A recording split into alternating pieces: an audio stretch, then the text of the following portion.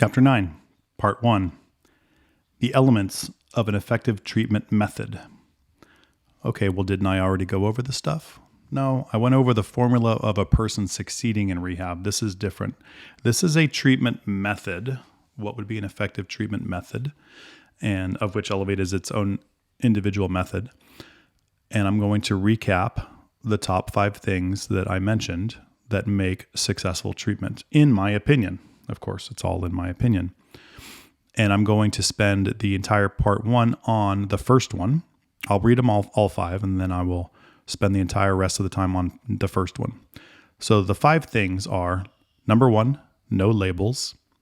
Number 2, no judgment or shaming.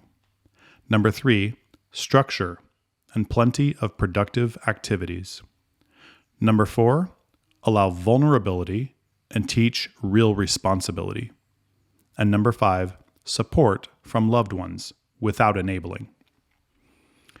All right, so let's spend all this time on number 1, no labels. Why is that so important? Well, I've been around a while, and I remember back in the day when we didn't have all these labels. Everything wasn't categorized into a whole little cookie cutter.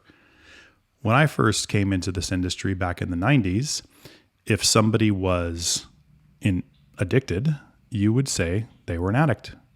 They were experiencing addiction. You could separate that by saying they're an alcoholic or they are a drug addict. Those were sort of the two things. If it's alcohol you're addicted to, you're an alcoholic.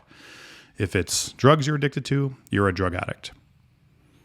And that's just the way that it was. And no one really got offended by saying, oh, I'm not an addict. I am a person experiencing addiction. Okay, whatever. I mean, semantics. I understand if you're trying to give the power to the person and you're trying to say that person is an addicted person, not an addict, because you're trying not to label them.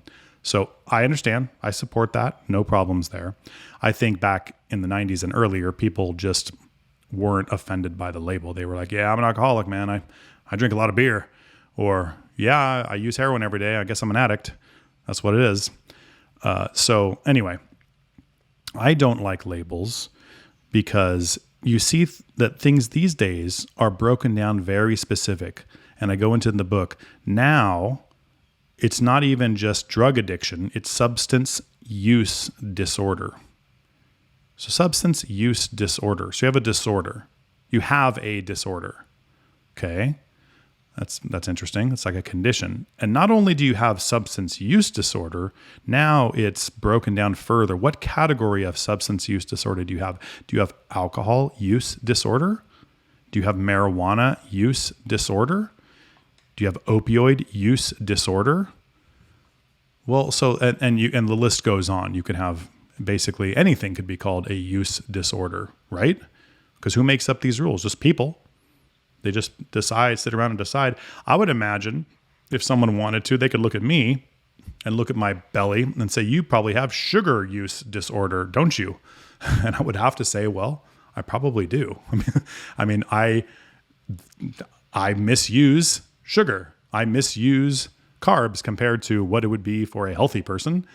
Sure, that's great. But to call it a disorder is giving you this label that you have this condition. The whole word disorder, my God, it just sounds gross to me. So you have a disorder. Something is wrong with you because you are not using alcohol. You have a disorder concerning alcohol. Okay, I get it. And you can say, well, these things are all just words. They're all just harmless. But are they really? Because when you're telling someone they have a disorder, it's sort of like making them a victim, right? Which I talked about in the last part. You're making them, you have this condition. I'm so sorry you have this condition. It's called alcohol use disorder. Oh my God, I do? Yeah, it causes you to drink a lot. Oh, it does? That's what's causing that? It's not just me wanting to party? No, you have this use disorder. Oh, wow. Right? It's sort of like, it's putting the cause on something else than the person. It doesn't make any sense to me unless you were intentionally doing that so that you're trying to make victims out of people. So anyway, I go into my example about how there's this restless leg syndrome. And if you have restless leg syndrome and it's a valid syndrome and it's, it's miserable for you, I'm sorry. I'm not trying to call you out. I'm not trying to say that doesn't exist or whatever. I don't know anything about it. I'm not a doctor. Right. But I did have a friend who had been battling sleeplessness, insomnia for a long time from muscle cramping. And he had been to many doctors. He'd been giving, I believe, Ambien and different kinds of things to help him sleep, muscle relaxers, all these pharmaceuticals, all these different pills, and he was just not feeling any better. And he was mentioning it, and I said, oh, hey, why don't you try to take this? And I bought him some stuff on Amazon. It was $20, and it was a magnesium supplement. Because I said, I mean, muscle cramping, yeah, magnesium, sometimes those things are related. And he said, I can't believe it. Next time I talked to him, he said, I can't believe it. I'm sleeping great. The cramping in my legs is almost completely gone. I mean, this magnesium drink did more for me than all these pills combined. I can't believe it. It took me this long to figure this out. And I'm thinking to myself, that's crazy. How is it that you are not, how did no one check that? Right? Like you go to all these doctors. These are brilliant people, probably much smarter than me. But I think that they've just been trained in a certain way. They're not trained to look for that. And then I go back to the labels and I say, okay, because it looks like what's happening now and the way that doctors are being trained. And again, I'm not trying to shame any doctors. You guys are all way smarter than me. You understand way more than I do, but the way I see it as a outsider of your industry, other than treating addiction, is that the way you get trained in medical school is you are trained to try to observe a condition like a disorder, right? An opioid use disorder or one of these kinds of things. And then you say, got it. That's what it is. The patient has told me A, B, and C, and I go into my manual and that fits this disorder. Got it. Okay, I figured out what it is. I've solved the puzzle. And then they say, okay, great. I'm diagnosing him. This person has, from my expert opinion, is, this disorder. And then they go into their manual and they say, oh, well, now what? Oh, you prescribe these meds. So everything is turned into observe a condition, label it, and prescribe a medication. And that's what doctors do or are expected to do. Now, I don't know enough about the medical industry. Maybe you guys have way more autonomy than I'm saying.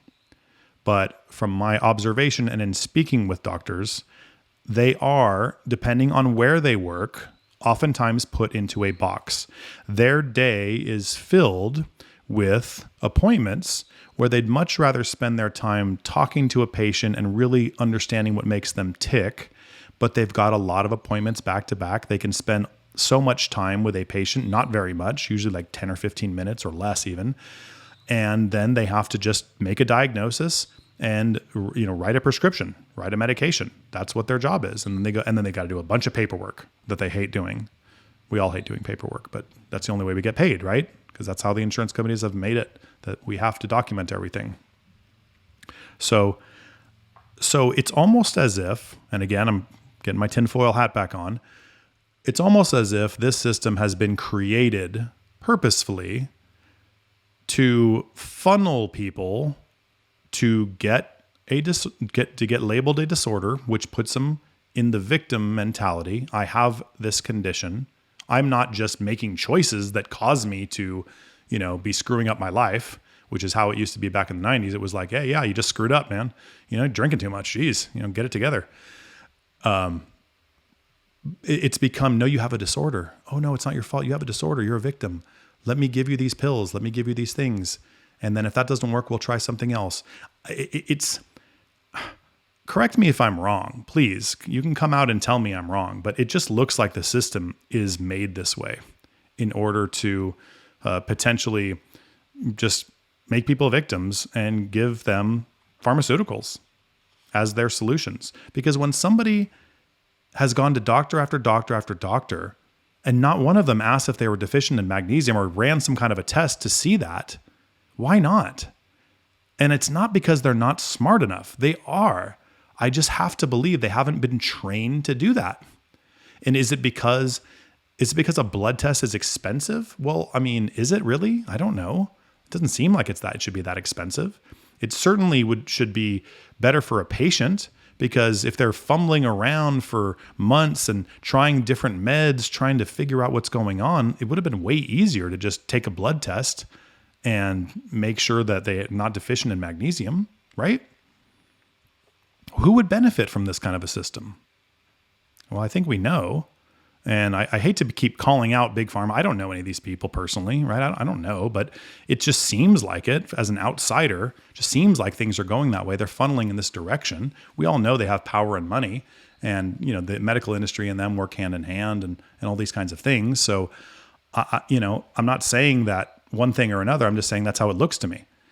I will say also that when you go to a different type of doctor, like for example, a naturopath or something like that, they seem way more interested in these kinds of things, like your magnesium levels or your things like that, deficiencies and stuff like that. So why is that? So we have two different kinds of doctors. You have one that's a medical doctor practicing medicine, and you have sort of like a naturopath, which I don't even truthfully know what exactly is the licensing for that. But I do know that one would check for these deficiencies and another would not. And I just can't understand why not, unless there's some sort of a reason, some sort of an agenda. So anyway, I don't mean to go on this rant, guys. I don't mean to be political. I don't mean to crap all over these industries. I'm just trying to make sense of things. I've been doing this over 25 years. I'm trying to make sense of what's going on. And I'm hoping I can be enlightened, because I feel the way that I feel now because of my experience. And maybe I'm right, maybe I'm wrong. I don't know, but I do know that these are questions that people should probably be asking, because things aren't getting better out there. And we have brilliant doctors and scientists and technology and all these things, and I want things to get better. So maybe if we're breaking everything down into 1,000 different labels and diagnosing it and making everyone a specialist and in the medical industry and making every patient a victim, maybe that isn't working. It doesn't seem like it's working for addiction very much.